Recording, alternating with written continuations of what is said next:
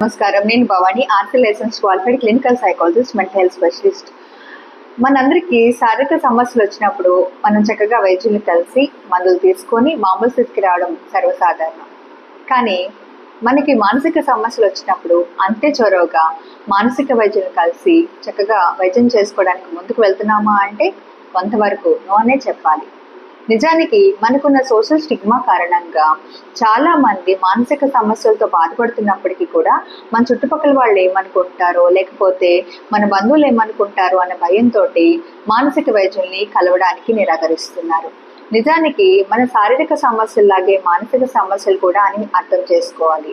మెదడులోని కొన్ని రసాయన చర్యల్లో అసమతుల్యత కారణంగానే మనకి మానసిక సమస్యలు రావడం జరుగుతుంది.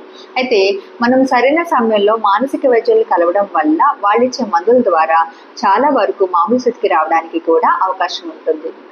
కాబట్టి మానసిక సమస్యలను నిర్లక్ష్యం చేయకండి. మీరు సరైన సమయంలో మానసిక వైద్యం చేయించుకోవడం వల్ల ఒక వ్యక్తి జీవితం నిలబడుతుంది. మీరు కూడా చక్కగా మానసికంగా, శారీరకంగా ఆరోగ్యంగా ఉండడానికి ప్రయత్నం చేయండి. అలాగే ఆరోగ్యకరమైన సమాజంలో మీరు కూడా భాగస్వాములు కండి.